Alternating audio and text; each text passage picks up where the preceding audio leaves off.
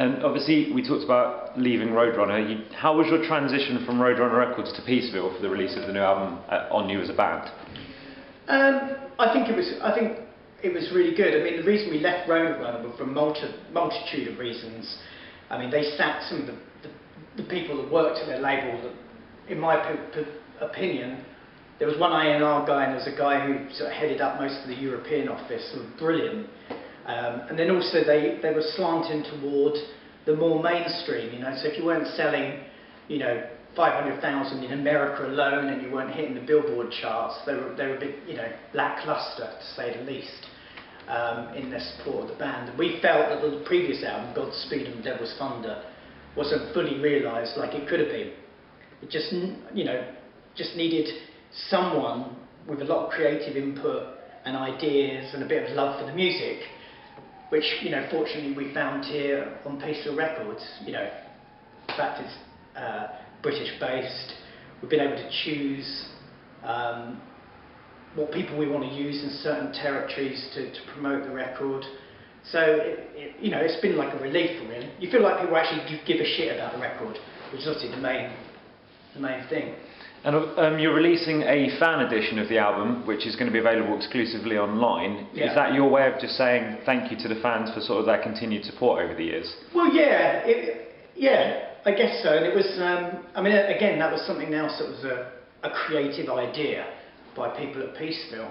And at first I was a little worried that it was going to be overpriced and not much in it. But now I'm thinking, bloody hell, you know, you've got like a 64-page booklet, which I've been working on for quite a while. With you know, I wrote a little story to accompany the album, and there's lots of high-quality photos and artwork in there. And then you've got 3 CDs, so you get, on top of the special edition, you get another really good track, not just another, you know, B-side, demos and a DVD and prints and a 3D image of the album and a t-shirt. There's just so much in it, it's just brilliant, and it's in this really cool box. So yeah, I guess so. And that's like one of the other things I was saying, is just coming up with those logistical ideas. Brilliant. And obviously you're a band that's always been known for its merchandise and for the things that it offers its fans. Obviously last year you released the Cradle of Filth, which was a retrospective book that you guys released as well. Do you feel like sometimes... Well, it was retrospective, but it was more like an encyclopedia of the occult, using our album as kind of markers, I guess. Yeah. Do you feel like bands kind of have to release things sort of outside the box a bit, where they're losing out on record sales, they have to make up money for other things? Well, I suppose you could look at it that way, but we've always done that kind of thing. You know, we did. We used to do really strange special editions, even when we were doing, you know, Dusk in a Coffin, and then we did this Celtic Cross thing for Cruelty and the Beast, and obviously we did a horror film, Cradle of Filth. We've got an orchestral album as well. We were working on, prior to Darkly Darkly Mean Aversa, which is called Midnight in the Labyrinth, which is tracks from our first 4 albums, just really big orchestration. We just need to add some narrative and some strings and a bit of choir to it. So that's something else we've got ongoing, and I've got a poetry book, and, you know, just little things like that. I don't think we look upon it as alternative things, we just see it as how far can we push the boundaries of what we're doing. And obviously as a band of your size, it's quite a niche market. How do you feel about things like illegal downloading and moving into digital territory now? Well, I think we've got quite... our fans are, you know, like, I would say, quite respective of the fact that the band needs to make money and whatever. But other than that, I think we've always had very loyal fans who... It's like Maiden, buy into the artwork and the lyrics. They want the whole package, and we always spend, you know, a lot of time putting those things together. And it's like me, I'd rather have, you know, 10 CDs. I'm obviously in a fortunate position to be able to steal them from people, but 10 CDs of stuff that's really good quality than, you know, like a whole iPod full of crap.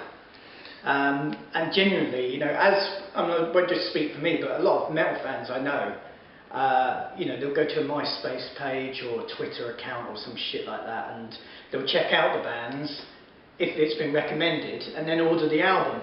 And albums now are the cheapest they've ever been anyway. I mean, I used to buy import records from Shades in London, like £8.99, and by the time you post P&P, and this is when I was like 15, nowadays you can get albums like £8 off Amazon, do you know?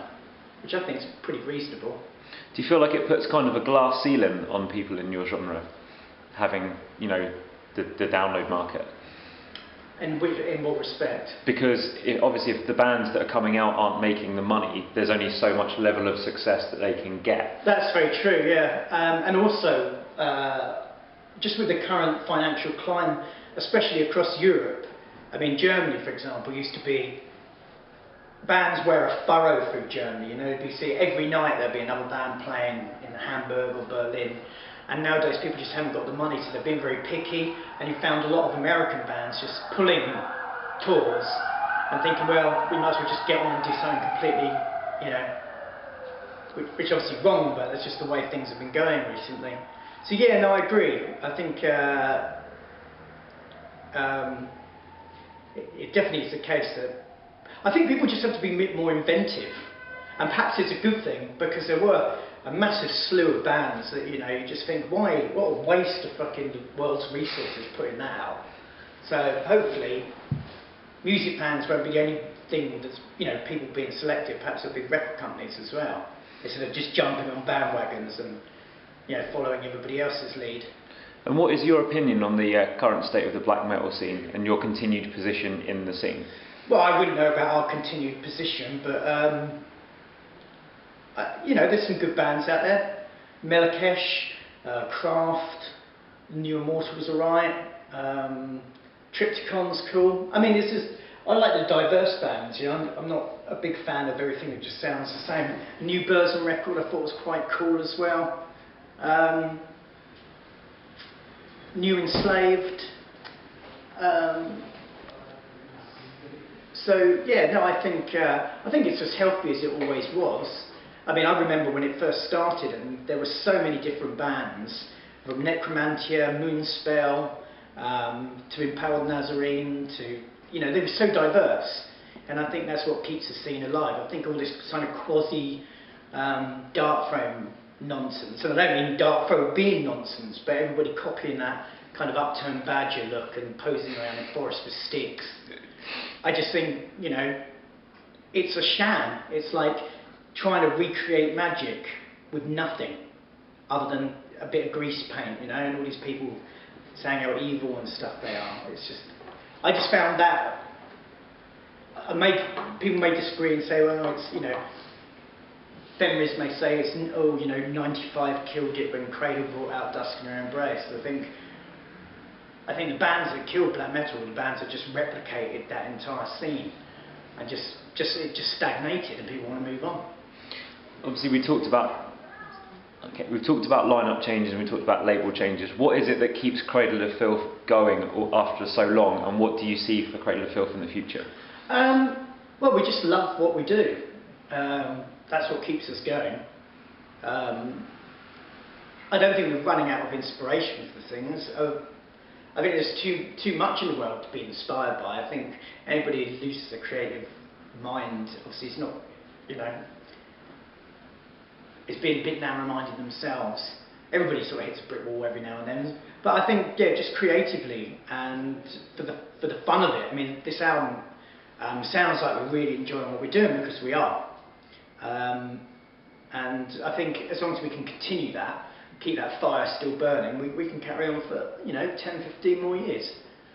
God forbid, but it's true. Cool, thank you very much. We're going to grab a couple of pictures.